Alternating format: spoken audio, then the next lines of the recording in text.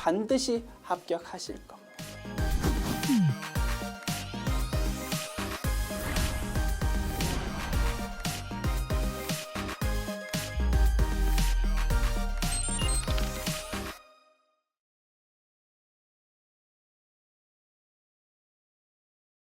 안녕하세요. 전산회계 1급 제118회 기출문제 이론편 보겠습니다.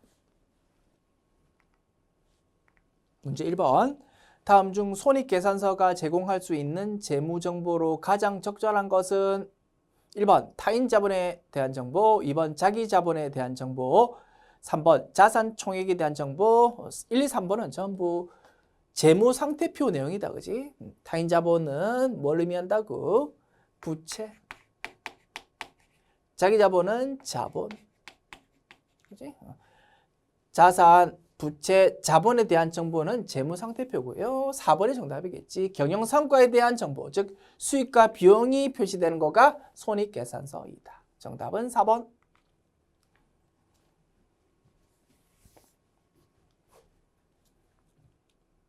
문제 2번 봅시다. 올해 1월 1일 현재 외상매출금 잔액은 200만 원이다. 당기의 외상매출금 잔액 중 120만 원이 대손 처리되었을 때 인식할 대손 상업비는 얼마입니까? 단 기초 대손 충당금 잔액은 100만 원이다.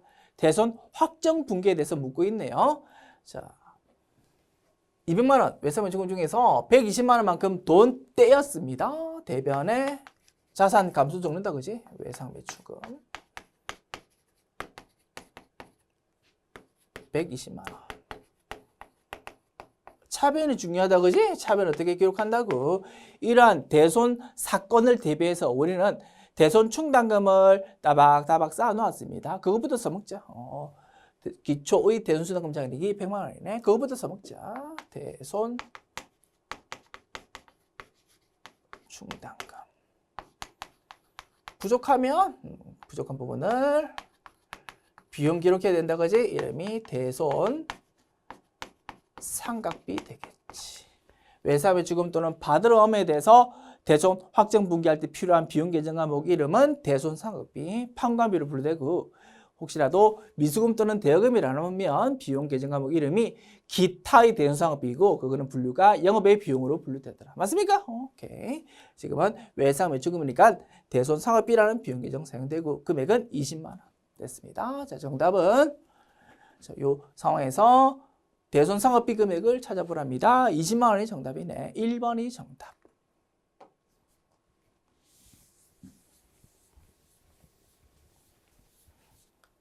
문제 3번. 다음 중 재고자산의 평가에 대한 설명으로 가장 옳지 않은 것은? 이라고 물었습니다. 1번. 재고자산은 취득 원가를 장부 금액으로 한다. 다만 시가가 취득 원가보다 높다면 시가를 장부 금액으로 한다라고 설명되어 있네요. 판단해 봅시다. 재고자산 기말평가 어떻게 한다고요? 저가법 논리로 평가한다고 했습니다. 시가가 장부 금액보다 떨어지면 난리 났다. 그지? 평가 손실 반드시 기록해야 되고 그와 반대로 시가가 장부 금액보다 높아지면 가만히 있는다. 평가액을 절대 기록하지 않는다라고 했고 이런 거를 저가법이라고 이름 부른다고 했습니다. 맞습니까? 굉장히 중요한 논리다. 자, 판단해 봅시다. 재고자산은 취득원가를 장부금으로 그대로 놔두면 되는 게 원칙인데 혹시라도 시가가 취득원가보다 떨어지면 낮으면 평가 손실 기록한다 이겁니다. 그런데 설명은 거꾸로 했다. 그지? 시가가 취득 원가보다 높으면 시가를 장부금으로 해서 평가액 기록해야 됩니다라고 했으니까 1번이 틀린 지문 되겠다. 아시겠죠? 굉장히 시험에서 자주 물어보는 내용입니다. 저가법 논리를 너 정확하게 이해하고 있니? 오케이. 1번이 틀린 지문. 정답은 1번이고요. 2, 3, 4 확인합니다. 2번. 재고자산의 매입 원가는 매입금액에 매입 운임, 하용료 및 보험료 등 취득 과정에서 정상적으로 발생하는 부대원가를 가산한 금액을 재고자산의 취득원가로 한다. 맞지요? 맞는 설명이고요. 다만 우리 교재 수록할 때는 조금 문구 수정할게요. 우리 기업의 기준에서는 재고자산 취득할 때 생길 수 있는 여러 가지 취득 부대비용을 이렇게 소개하고 있습니다. 매입 과정에서 생기는 퀵비, 택배비, 하용료 말 됩니까? 그리고 보험료도 소개하고 있다 이겁니다. 자, 재고자산을 만약에 외국으로부터 수입한답니다. 배로 통통통통 물건 싣고 올 건데 혹시 사고 날 수 있으니까 보험료 같은 거 지출하는 경우도 있다 이겁니다. 일 있습니까? 그런 의미로 재고자산의 취득 부대 비용으로서 보험료를 소개하고 있는데 우리 수업 목적으로는 적합하지 않습니다. 우리 수업 목적으로는 이게 중요한 포인트야. 우리 유형자산의 취득원가 열심히 공부했잖아. 재고자산 취득원가 논리 똑같아. 취득 과정에서 생길 수 있는 여러 가지 취득 부대 비용이 있다면 그거는 자산 처리, 주의하자. 그런데 취득 끝나고 나서 취득 이후에 보유 단계에서 생기는 지출은 절대 자산 아니야. 비용 처리해야 됩니다라고 열심히 공부했습니다. 그리고 보유 단계에서 생기는 대표적인 지출이 보험료였다 이겁니다. 매년 1년에 한 번씩 따박따박 내는 보험료는 뭐라고? 취득이 아니고 보유 단계에서 생기는 지출. 따라서 비용 처리해야 된다라고 열심히 공부했다 이겁니다. 맞습니까? 그런데 우리 기업의 기준에서는 재고자산 취득 부대 비용으로 보험료를 소개하고 있거든요. 있기는. 그런데 뭐 괜히 이런 내용 가지고 우리 공부하다 보면 순간적으로 헷갈린다 이겁니다. 보험료는 분명히 보유 단계의 대표적인 지출이라고 했는데 괜히 왜 이거 자산 취득 부대 비용으로 소개하고 있지? 괜히 불필요한 혼란이 생길 수 있다 이겁니다. 수업 목적으로는 절대 이런 내용 중요한 거 아니거든요. 그래서 수업 목적에 조금 더 중요한 부분에 집중하자라는 취지로 우리 기업의 기준의 문장 제시되었지만 보험료라는 단어는 삭제해가지고 교재 수록하겠습니다. 아시겠죠? 우리 답은 중요한 내용은 이미 판단할 수 있잖아. 중요하지 않은 내용 중에서 좀 헷갈릴 만한 내용을 좀 삭제하고 중요한 부분에 좀 집중하기 위한 것이다라고 이해하여 주시면 좋겠습니다. 됐죠? 그래서 교재에서는 이렇게 이번 지문을 좀 이렇게 바꿔가지고 수정해서 수록하겠습니다.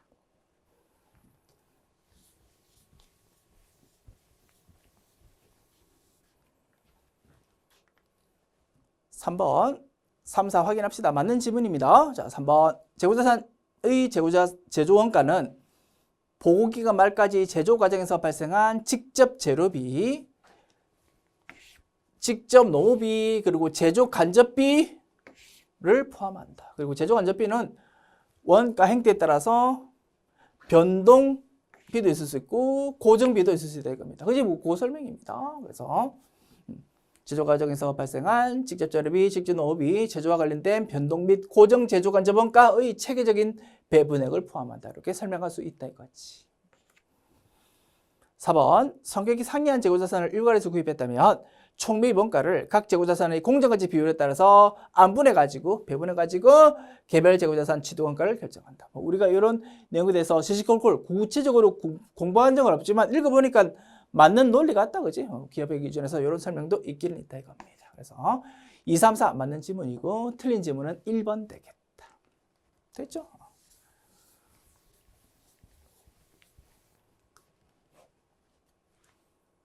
문제 4번. 다음은 12월 말 결산법인인 주식회사 한국의 기계장치와 관련된 자료다. 주식회사 한국이 당연도 12월 31일에 계상할 감가상각비를 계산하십시오. 단 월화 계산하고요. 작년도 7월 1일에 구입했고 정률법 감가상각입니다. 내용연수 5년, 상각률은 45%, 취득원가 2천만 원, 잔존가치는 50만 원입니다. 아시겠죠? 정률법 감가상각하는 문제인데 작년도 연중에 취득했다 이겁니다. 우리 열심히 본문에서 공부했던 내용이다, 그지? 원칙적으로 따지면 취득한 날로부터 1년 단위로 끊어가지고 우리가 알고 있는 감가상각 해가지고 그리고 월 일수에 따라서 다시 안분해가지고 막 합산하고 하는 복잡한 과정을 거쳐야 되지만 실무에서 절대로 그렇게 안 한다고 했습니다. 그지? 아무도 그렇게 안 한다. 정률법의 경우 간편법이 가능하니까 처음 취득했을 때 연도만 정확하게 감가상각비 계산하고 그 다음부터는 우리가 알고 있는 산식을 그대로 활용해가지고 간편법으로 감가상각비 구할 수 있다 이겁니다. 그거를 물어보는 문제다. 자, 먼저 취득한 연도는 좀 정확하게 월수 따져서 감가상각비 계산하자. 취득원가 2천만 원에서 자, 산식 취득원가에서 기초의 감가상각 누계액 뺀, 즉 기초의 미상각 잔액에 대해서 상각률 곱하는 거가 정률법 산식인데 처음 취득했을 때는 기초의 감가상각 누계액 없다, 그지? 2천만 원에서 바로 45% 곱하면 된다.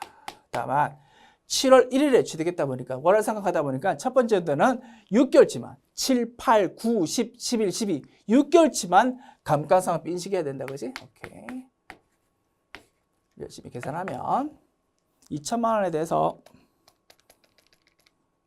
0.45 하면 900만 원 계산되는데 다시 곱하기 6 나누기 12 하면 첫 번째 연도의 장부에 기록되는 감가상각비는 450만 원이 될 겁니다.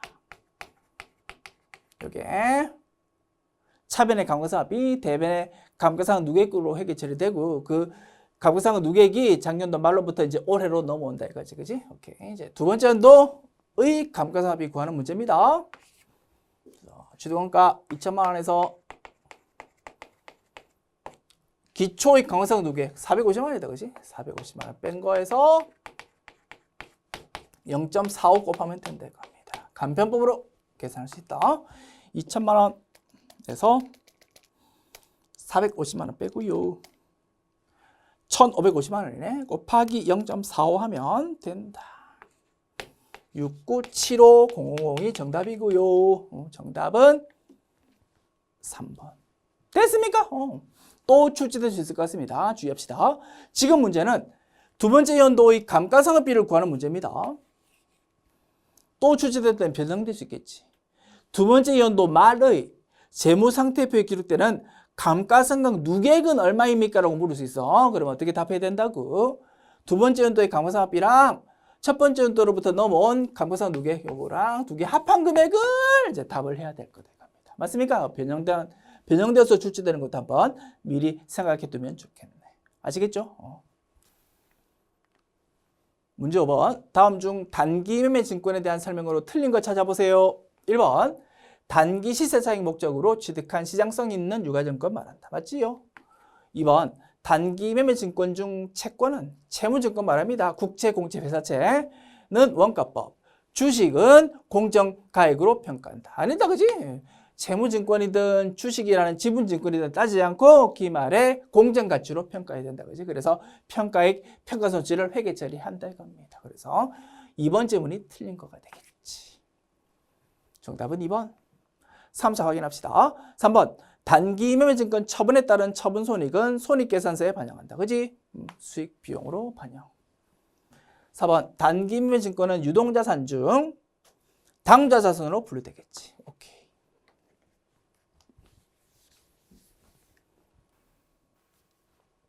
문제 6번. 다음의 설명 중 옳지 않은 것은 1번.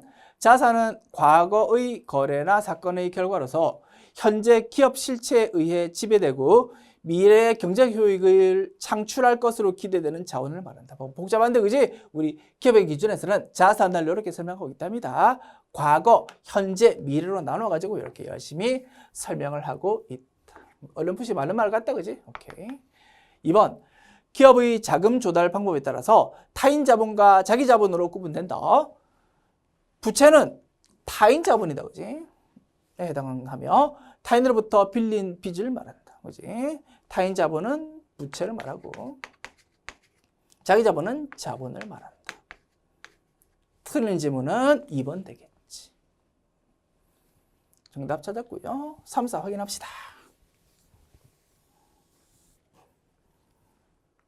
3번. 자본은 기업 실체의 자산 총액에서 부채 총액을 차감한 잔여액 또는 순자산 말한다. 맞지요?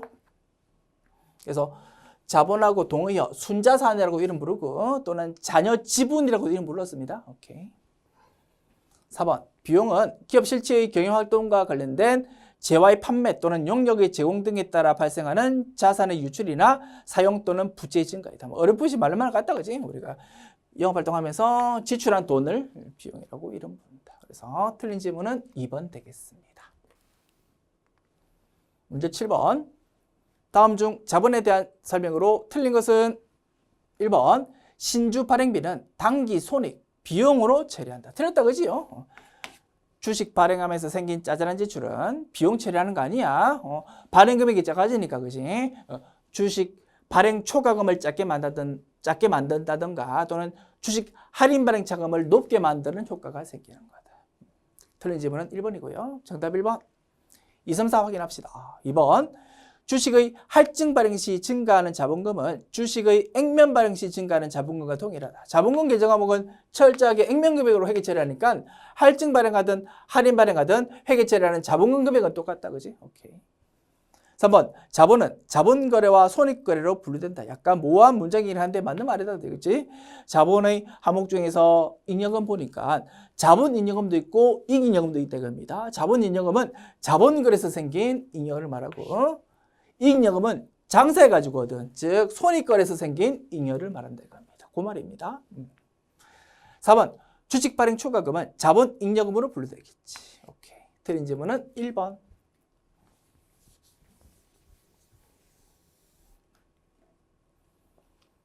문제 8번. 다음 자료 이용해서 매출 총이익 계산해 보십시오. 매출 총이익 의미는요. 매출액에서 매출 원가 뺀 거다. 그지?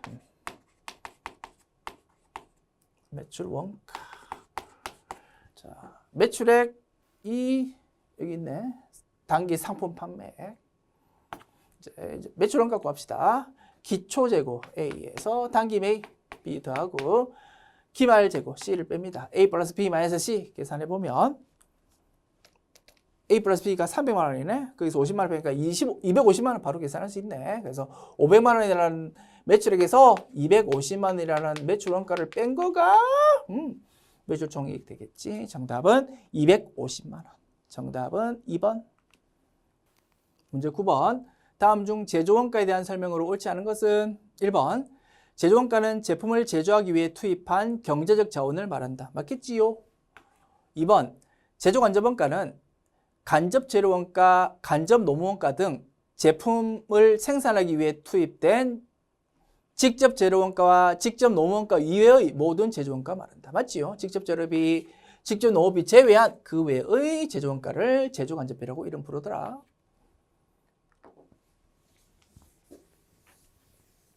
3번. 직접 노무원가는 제품을 생산하기 위해 투입된 생산직 종업원의 급여로서 특정 제품에 직접 추적할 수 없는 노무원가 말한다. 틀렸다 그지요? 직접 재료비는 특정 제품으로 추적할 수 있는 걸 말한다 그지? 3번이 틀린 지문. 4번.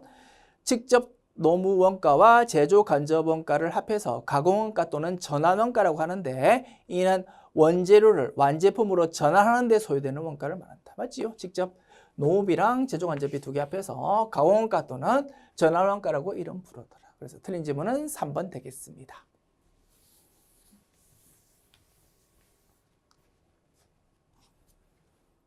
문제 10번. 다음 중 종합원가 계산에 대한 설명으로 틀린 것은 1번. 다품종 대량 생산업종에 적합하다. 틀렸다 그지요? 대량 생산을 맞는데 소품종 또는 단일 품종 이라고 표현합니다. 그치? 단일 제품을 대량으로 생산하는 업종에 적합한 거다 이거지. 그리고 다품종 소량 생산에 적합한 거는 개별 원가 계산이다. 맞지요? 그래서 틀린 질문은 1번이라고 볼 수 있겠네. 1번이 틀린 질문. 2, 3, 4 확인합시다. 2번. 물량의 흐름 파악과 완성품 환산량의 계산이 요구되겠지. 3번. 원가 요소별, 즉 재료비와 가공비로 기초제공품 원가와 단기 발생 원가를 집계하더라. 맞지요? 4번. 제조원가는 각 공정별로 집계되고 그 공정을 통과한 제품 단위의 원가를 배분한다. 그지요? 프로세스별로 원가 집계하고 공정을 통과한 완성품 환산량이라는 개념을 사용해서 원가를 계산하더라. 정답 틀린 지문. 정답은 1번. 문제 11번. 단기의 원재료 매입액은 800만 원이고 기말 원재료 재고액이 기초 원재료 재고액보다 30만 원 감소했다면 단기 원재료 원가는 얼마입니까? 재료비 구하는 문제입니다. 재료비, 투입된 재료비 구하는 논리요. 상기업의 상품 매출원가 구하는 논리하고 똑같았다, 그지? 재료비는 기초 재고 플러스 단기 매입 마이너스 기말 재고로 구합니다. 기초금액, 기말 금액을 조금 변형해가지고 자료 제시했다 이겁니다. 기말 원재료가 기초 원재료보다 작답니다. 그럼 이렇게 숫자 표시하면 되겠지. 기말 원재료는 제로고요. 기초 원재료는 30만 원이다라고 보면 된다 이거지. 그지? 오케이. 단기 매입이 800만 원. 그러면 A 플러스 B 마이너스 C는 얼마요? 830만 원 되겠지 뭐. 정답은 4번. 문제 12번. 다음 중 원가 배분의 기준으로 가장 적합하지 않은 것은 인과관계 기준이 제일 정확하고 인과관계를 파악하기 어렵다면 차선책, 그지? 수혜 기준 또는 부담 능력 기준을 사용한다고 했습니다. 보수주의 기준이라는 거 들어본 적 없다, 그지요? 정답은 2번.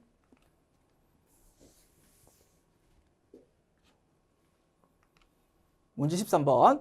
다음 중 당해연도 말 현재 부가가치세법상 전자세금계산서를 발급해야 되는 사업자는 몇 명입니까? 단, 다른 사업장은 없고 세금계산서 발급 의무가 면제되지 않는답니다.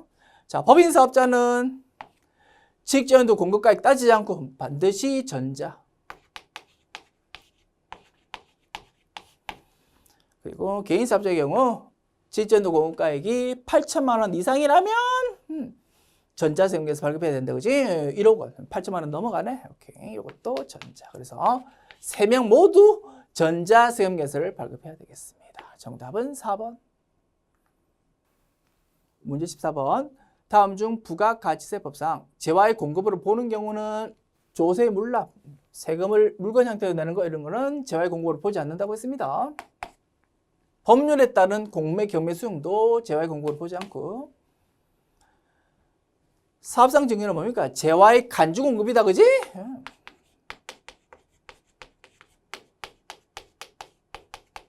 그지? 재화의 공급으로 보는 거? 정답은 3번 되겠지. 4번. 사업장별 그 사업에 관한 모든 권리 의무를 포괄 승계하는 사업양도. 포괄적 양수도